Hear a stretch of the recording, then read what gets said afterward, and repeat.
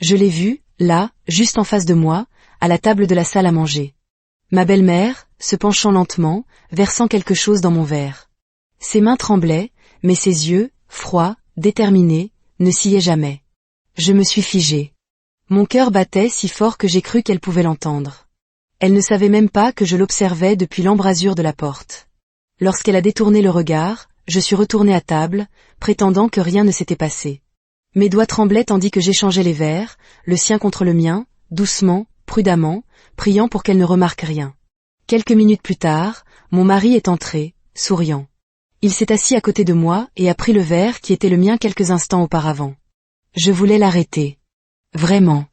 Mais tout s'est passé si vite. Il a pris une gorgée, puis une autre, et soudain son sourire a disparu. Il a gémi, s'est serré le ventre et s'est plié en deux de douleur. Le verre lui a glissé des mains, s'écrasant sur le sol alors qu'il commençait à vomir. Mon corps tout entier s'est engourdi. C'est à ce moment-là que j'ai compris qu'elle ne voulait pas d'une belle fille. Elle voulait que je disparaisse. Maintenant, laissez-moi vous ramener au tout début, car rien de tout cela n'a de sens si vous ne savez pas comment j'en suis arrivée là. Si vous m'aviez dit il y a 5 ans que je serais assise ici, seule, le cœur brisé et terrifiée pour ma vie, je vous aurais ri au nez. À l'époque, je pensais avoir tout compris. Je pensais savoir ce qu'était l'amour. Je pensais avoir trouvé mon « ils vécurent heureux pour toujours ». Mais la vie a une façon bien à elle de vous enseigner des leçons que vous n'avez jamais voulu apprendre, n'est-ce pas? J'ai rencontré mon mari, Rashad Coleman, lors d'un événement caritatif à Houston. C'était une de ces douces soirées de printemps où tout semble possible, où l'air embaume le jasmin et l'espoir. Je travaillais comme coordinatrice d'événements pour une organisation à but non lucratif qui aidait les jeunes défavorisés à obtenir des bourses universitaires. L'organisation n'était pas grande et mon salaire couvrait à peine le loyer de mon petit appartement près du centre-ville, mais j'aimais ce travail de tout mon être. J'aimais voir le visage de ces jeunes s'illuminer lorsqu'ils recevaient leur lettre d'acceptation.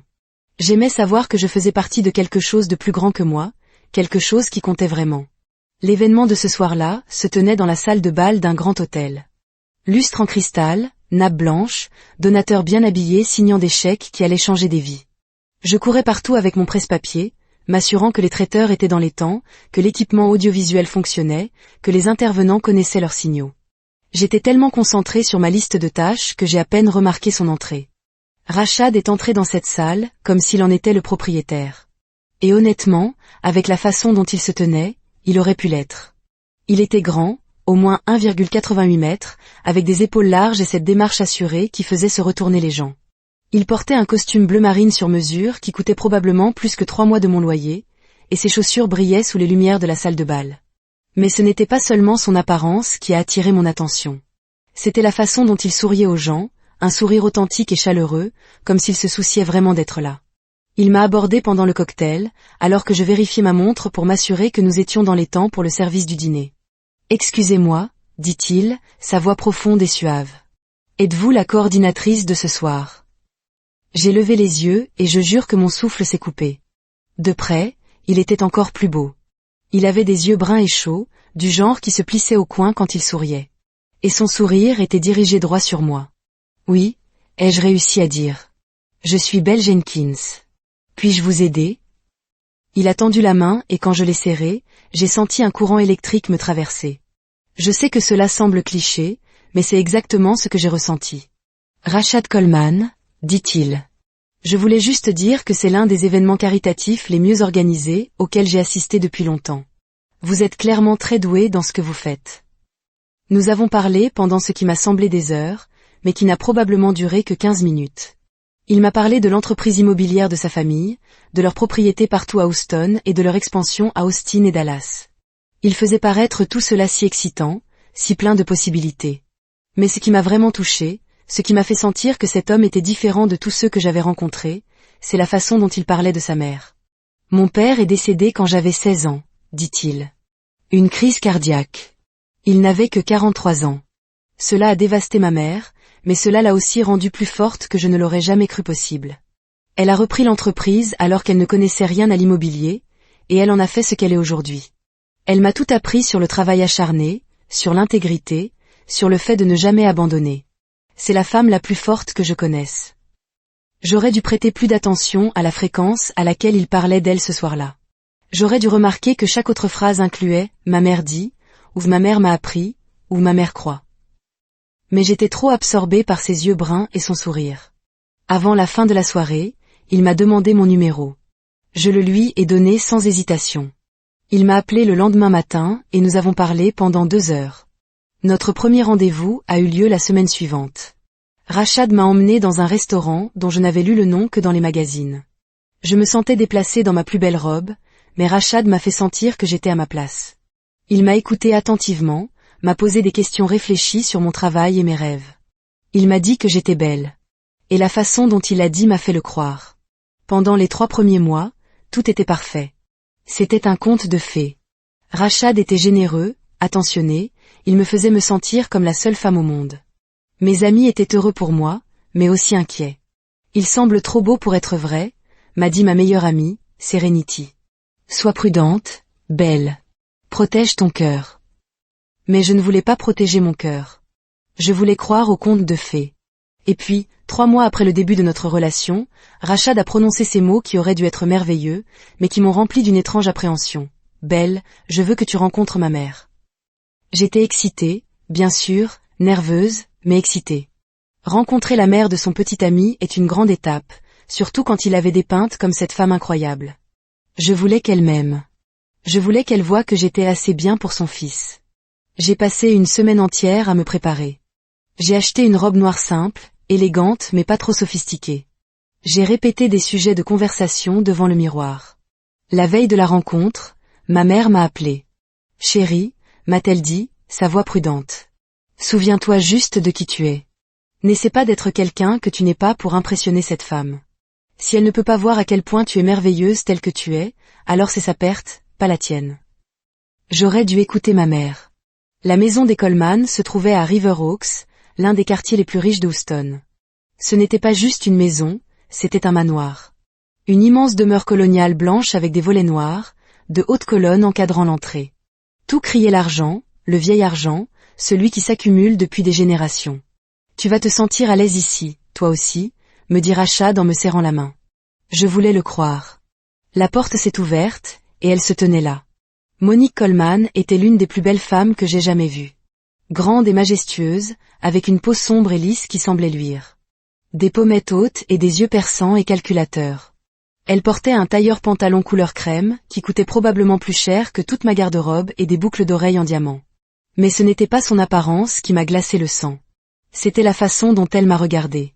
Ses yeux ont parcouru mon visage jusqu'à mes chaussures, puis sont remontés. Un voyage qui a duré peut-être 3 secondes, mais qui m'a semblé une éternité. Et en ces 3 secondes, j'ai vu son évaluation, son jugement, sa décision. Je n'étais pas ce qu'elle attendait. Je n'étais pas ce qu'elle voulait pour son fils. Mère, dit Rachad, sa voix pleine de fierté. Voici Belle Jenkins. Madame Coleman, c'est un honneur de vous rencontrer enfin, dis-je en tendant la main. Elle a regardé ma main comme si c'était quelque chose de déplaisant. Enfin, elle a tendu la sienne. Sa poignée était froide et brève, un renvoi plus qu'une salutation. Vraiment? Dit-elle, sa voix douce comme de la soie mais avec une pointe d'acier. Il ne m'a absolument rien dit sur vous. Les mots m'ont frappé comme une gifle. Il ne m'avait jamais mentionné. Pas une seule fois. Le dîner fut un interrogatoire. Alors, Belle, commença Monique, parlez-moi de votre famille. D'où venez-vous? J'ai grandi dans le Third Ward, dis-je. J'ai vu quelque chose vaciller dans ses yeux. Le Third Ward n'est pas River Oaks. J'échouais déjà à son test. Et quelle université avez-vous fréquenté? L'université de Houston, dis-je, le menton légèrement relevé. Avec une bourse partielle? Répéta-t-elle. La question sur mes prêts étudiants semblait être un piège. Et que faites-vous dans la vie? Rachad a mentionné quelque chose à propos de la charité. Quand j'ai parlé de mon travail avec fierté, elle a commenté « Quelle noblesse d'âme ». La façon dont elle a dit rendait clair qu'elle pensait tout le contraire. Puis elle a demandé mon salaire. Le choc. L'humiliation. Rachad ne disait rien. L'argent ne fait pas tout, ai-je murmuré. Dit celle qui n'a jamais eu à se soucier de maintenir un certain style de vie, rétorqua-t-elle. L'implication était claire, j'étais une croqueuse de diamants. Quand nous sommes finalement partis, après les 3 heures les plus longues de ma vie, j'ai éclaté en sanglots dans la voiture. Elle me déteste, Rachad. Elle est juste protectrice, a-t-il dit. Elle est comme ça avec toutes les filles que je lui ai présentées. Elle a peur des croqueuses de diamants. Une fois qu'elle te connaîtra, elle t'appréciera. Je te le promets. Je voulais le croire. Dieu, comme je voulais le croire, car je tombais amoureuse de Rashad Coleman. Alors je me suis convaincue qu'il avait raison. Que Monique avait juste besoin de temps. J'étais si naïve. Si incroyablement, dangereusement naïve. Au cours des mois suivants, l'hostilité de Monique n'a fait que s'intensifier. Elle appelait Rashad constamment quand nous étions ensemble, toujours pour une urgence professionnelle.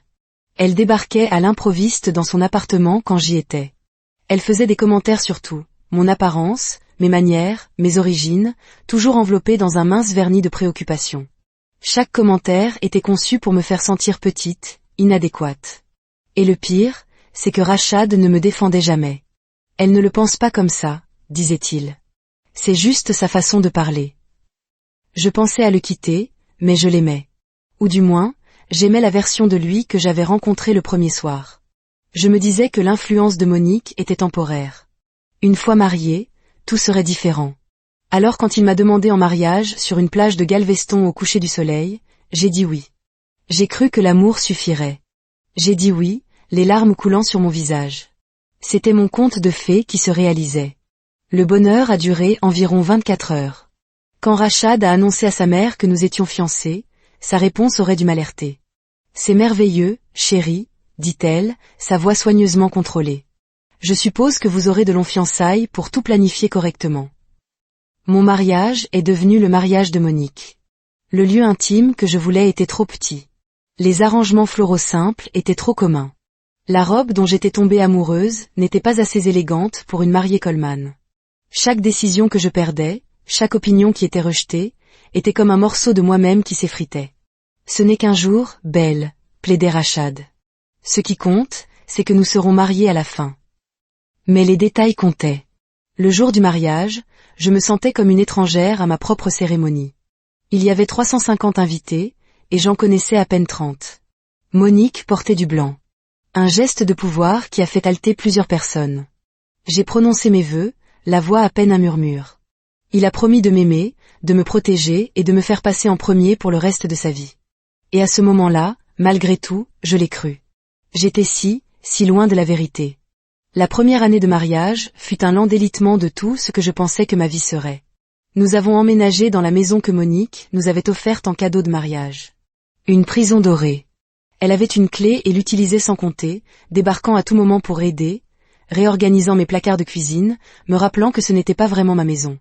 Les heures de travail de Rashad se sont allongées. Quand je lui demandais plus de temps, il disait qu'il travaillait dur pour notre avenir. Je veux un mari, pas un colocataire, ai-je pleuré un soir. Pourquoi ne peux-tu pas apprécier cela au lieu de te plaindre de tout? Me répondit-il. Puis il y a eu l'argent. Tous nos comptes étaient au nom de Rashad. Il surveillait chaque achat que je faisais avec la carte de crédit qu'il m'avait offerte. Je me suis retrouvée à demander la permission pour des choses pour lesquelles je n'aurais pas dû avoir besoin de permission. 6 mois après notre mariage, Monique a suggéré que je quitte mon travail. Ne penses-tu pas qu'il est temps que tu te concentres sur la construction d'un foyer? Sur la préparation des enfants? Rashad a acquiescé. Mère a raison, a-t-il dit sans me regarder. Ce serait plus facile si tu n'étais pas si stressée par le travail. Cette nuit-là, j'ai pleuré en silence dans la salle de bain. Je pleurais pour la femme que j'étais, confiante et indépendante. Je pleurais parce que je me sentais disparaître petit à petit. 2 semaines plus tard, j'ai démissionné. Mes journées sont devenues des étendues infinies de vide. J'étais isolée, un fantôme dans ma propre vie. Et puis, 3 mois après avoir quitté mon emploi, je suis tombée enceinte. Quand les 2 lignes roses sont apparues sur le test, j'ai ressenti une vague d'émotions complexes. De la joie, oui, mais aussi une peur profonde et froide. Et une pensée que je ne voulais pas reconnaître mais que je ne pouvais ignorer, maintenant, je suis piégée. Maintenant, je ne pourrai jamais partir. J'ai annoncé la nouvelle à Rashad par téléphone. Il était au milieu d'une réunion. C'est incroyable, dit-il, et je pouvais l'entendre taper en arrière-plan. Il a immédiatement appelé Monique, la mettant sur haut-parleur. Mère, nous avons une nouvelle incroyable. Belle est enceinte. Il y eut une pause de l'autre côté de la ligne. Juste un bref moment de silence, peut-être 2 secondes. Mais dans ces 2 secondes, j'ai entendu quelque chose. Quelque chose de sombre, de calculateur, qui n'était pas du tout de la joie. Puis sa voix est revenue, vive et félicitatrice. Oh, Rachad, c'est merveilleux. Mais j'avais entendu cette pause. La grossesse a décuplé le contrôle de Monique. Elle insistait pour venir à chaque rendez-vous chez le médecin. Elle avait des opinions sur tout ce que je mangeais, sur mon activité physique. Elle parlait du bébé non pas comme de mon enfant, mais comme de l'héritier Coleman. J'espère que c'est un garçon, disait-elle, ses mains sur mon ventre. Un garçon Coleman pour perpétuer le nom de la famille. À 4 mois de grossesse, j'ai commencé à remarquer des incohérences dans nos finances. J'ai trouvé un relevé bancaire sur le bureau de Rachad. Il y avait des transferts importants vers des comptes que je ne reconnaissais pas. Une voix lancinante me disait que quelque chose n'allait pas. J'ai commencé à fouiller. J'ai écouté ses conversations téléphoniques, j'ai vérifié son téléphone quand il était sous la douche. Ce que j'ai trouvé m'a glacé le sang. Il y avait des SMS entre Rachad et sa mère. Des messages qui rendaient clair qu'il me cachait des choses depuis le début. Il parlait d'expédition, de marchandises, d'acheteurs. Et il parlait de moi. De ma naïveté. De la facilité avec laquelle j'étais manipulable. Et du fait que mon nom figurait sur des documents que j'avais signés sans les lire. Si les autorités enquêtent un jour, tous les papiers mènent à elles, disait un message. Nous sommes à l'abri. J'avais été piégé depuis le tout début. Je n'étais qu'un pion dans leur combine. J'ai commencé à rassembler des preuves en secret, prenant des photos de documents, transférant des emails à un compte secret. Je ne savais pas ce que j'allais en faire, mais je savais que j'en avais besoin. Pour me protéger, moi et mon bébé. 3 semaines avant le dîner de famille qui allait tout changer, mon médecin m'a parlé d'une ordonnance de vitamines que je n'avais jamais reçue. J'ai appelé la pharmacie. L'ordonnance avait été récupérée 6 jours plus tôt par Monique Coleman. Pourquoi aurait-elle récupéré mon ordonnance sans me la donner? J'ai fouillé la maison, mais n'ai jamais trouvé les pilules. Mais j'ai trouvé autre chose. Des documents financiers, la preuve de tout ce que je soupçonnais. Rachad et Monique ne faisaient pas que déplacer des biens volés, ils dirigeaient une opération de contrebande organisée. Et mon nom était sur la moitié des papiers. J'étais le bouc émissaire désigné. C'est alors que Monique a annoncé le dîner de famille. Tout en moi hurlait que c'était une mauvaise idée. Le samedi soir est arrivé trop vite. Rachad était tendu, son téléphone constamment à la main. En arrivant, la maison était pleine de membres de la famille que je connaissais à peine. Monique m'a accueilli avec une étreinte qui ressemblait plus à une contrainte qu'à de l'affection. Tout sera parfait ce soir, murmura-t-elle à mon oreille. Simplement parfait. À mi-chemin du dîner, je suis allée aux toilettes. En redescendant, j'ai entendu des voix dans la cuisine. Monique est la tante de Rachad. Es-tu absolument certaine que ça va marcher? Demanda la tante. Ça marchera parfaitement, répondit Monique, sa voix confiante et froide. Elle le boira. Le sérum fera effet, et alors la vérité éclatera. Tout le monde verra quelle petite croqueuse de diamants manipulatrice elle est vraiment. Mon cœur s'est arrêté. Un sérum de vérité. Elle allait me droguer. Pour m'humilier, pour prouver que j'étais une profiteuse. Mais je n'en étais pas une. Je ne pouvais pas la laisser faire. Pas pendant ma grossesse. Je ne pouvais pas mettre mon bébé en danger pour son jeu tordu. Je suis retournée à ma place, et c'est là que je l'ai vu. Mon verre de thé glacé avait une couleur légèrement différente. Il y avait de minuscules particules flottant près du fond. Elle l'avait déjà fait. J'ai regardé le verre de Rachad. Il l'avait à peine touché, préférant le vin. Son thé était de la même couleur dorée que celui de tout le monde. Une idée a germé dans mon esprit. C'était fou, dangereux, mais c'était peut-être le seul moyen de la démasquer. J'allais échanger les verres. Au moment où Rachad s'est levé pour se resservir, personne ne me regardait. D'un mouvement fluide, j'ai échangé les verres. Mon thé drogué à la place de Rachad, son thé normal à la mienne. Il est revenu et a bu une longue gorgée du verre, mon verre, sans même y prêter attention. Pendant 15 minutes, rien ne s'est passé. Puis son visage a changé. Il a cligné des yeux lentement, s'est frotté le front. Rachad, ça va? Ai-je demandé. Je me sens bizarre, dit-il, ses mots légèrement pâteux. Le visage de Monique à l'autre bout de la table s'est décomposé. Elle a compris immédiatement. Chérie, ça va? A-t-elle appelé. Je vais parfaitement, maman, dit-il, sa voix soudainement forte. Je vais enfin dire la vérité sur tout. J'en ai tellement marre de mentir tout le temps.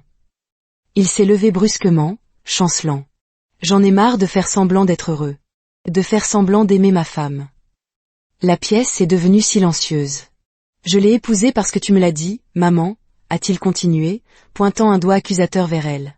Tu as dit que nous avions besoin de quelqu'un de propre, quelqu'un que nous pourrions contrôler. C'était si pathétiquement facile de la faire tomber amoureuse de moi. Chaque mot était un couteau dans ma poitrine. Vous voulez savoir ce qu'est vraiment l'entreprise familiale des Coleman, a-t-il crié. Nous ne sommes pas seulement dans l'immobilier. Maman et moi faisons de la contrebande de produits de luxe volés depuis 5 ans.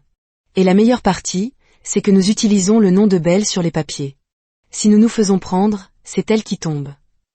La pièce a explosé. Le cousin de Rachad a sorti son téléphone pour appeler le 911. Soudain, Rachad s'est plié en deux, vomissant violemment. « Qu'est-ce que tu lui as fait ?»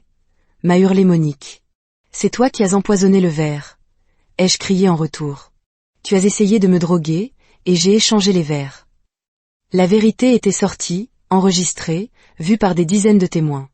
Il n'y avait plus moyen de le cacher. L'ambulance est arrivée. Les ambulanciers ont trouvé la bouteille dans le sac de Monique. Du pentotal de sodium de qualité pharmaceutique.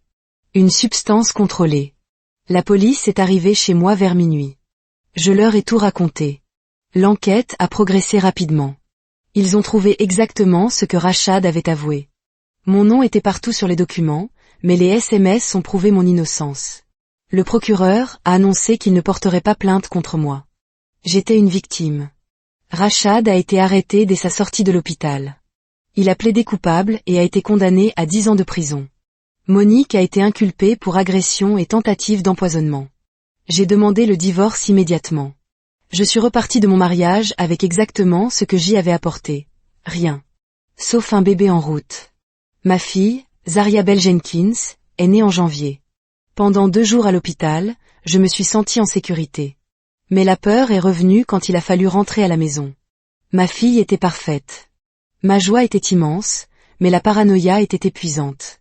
8 mois plus tard, Monique a été libérée sur parole. Elle a recommencé à me harceler. Sa voiture garée près de mon travail, du cabinet de mon pédiatre. Elle ne s'approchait jamais, ne parlait jamais, mais sa présence était une menace constante. Puis, elle s'est servie du système contre moi. Les services de protection de l'enfance ont débarqué chez moi suite à un signalement anonyme pour négligence. L'affaire a été classée sans suite, mais le message était clair, elle pouvait me rendre la vie impossible. Un jour, elle est apparue chez mes parents, prétendant que je l'avais invitée pour voir Zaria. Mes parents, pensant que je voulais me réconcilier, l'ont laissée entrer. Elle est restée seule avec ma fille de 9 mois pendant 15 minutes. Quand je suis arrivée, folle d'inquiétude, elle tenait Zaria dans ses bras. « Sors d'ici !» ai-je crié. Elle est partie en me lançant, « Tu vas le regretter. » Mes parents m'ont dit qu'elle avait donné un biberon à Zaria. J'ai immédiatement emmené ma fille à l'hôpital. Les tests n'ont rien révélé d'anormal. 2 semaines plus tard, Zaria est tombée malade. Une fièvre qui ne baissait pas. Les médecins ne trouvaient rien. Elle s'affaiblissait de jour en jour. Puis elle a fait une crise d'épilepsie. Enfin, ils ont trouvé quelque chose. Une toxine à action lente, qui s'accumule avec le temps. L'exposition datait d'environ 2 semaines. Le moment où Monique lui avait donné ce biberon. Les 48 heures suivantes furent un cauchemar. Les machines respiraient pour elle. Puis elles ont commencé à sonner l'alarme. Le médecin est sorti, les larmes aux yeux. Nous avons tout fait. Ma fille était partie. Mon bébé de 9 mois était mort. La police a enquêté. Monique a tout nié. Sans preuve, il ne pouvait rien faire. J'ai enterré ma fille. Le chagrin m'a consumé. Puis, 3 semaines après sa mort, j'ai reçu une enveloppe anonyme. À l'intérieur, une photo de Monique dans une pharmacie, achetant une bouteille. Au dos, une note, elle l'a achetée ici. Il parlera si la police pose les bonnes questions. Obtenez justice pour votre fille. C'était la preuve dont j'avais besoin. Le pharmacien a tout avoué.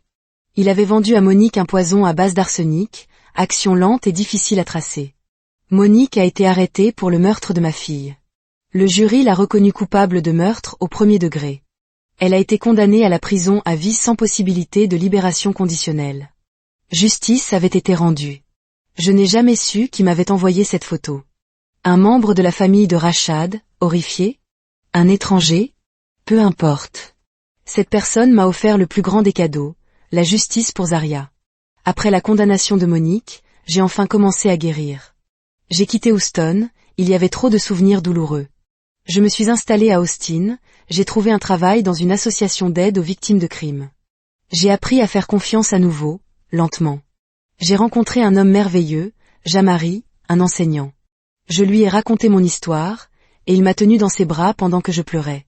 5 ans après la mort de Zaria, je suis retombée enceinte. Notre fils, Isaiah, est né en parfaite santé. Je lui parlerai de sa sœur. Je m'assurerai qu'il sache à quel point elle a été aimée. Monique est morte en prison il y a 2 ans. Je n'ai rien ressenti. Je pense à Zaria tous les jours. La douleur s'est atténuée, mais elle ne disparaîtra jamais. C'est une cicatrice, la preuve de ce que j'ai enduré. Je ne suis plus la même femme, mais je suis plus forte. J'ai survécu au pire. Et je suis toujours là, à choisir l'espoir, même quand il semble impossible. C'est mon histoire. La conséquence des choix de Monique et Rachad, de leur propre mal. C'est un témoignage de la résilience face à la cruauté la plus insidieuse. Elle nous rappelle que derrière les façades les plus respectables peuvent se cacher les secrets les plus sombres, et que la quête de justice est un combat qui mérite d'être mené, quel qu'en soit le prix.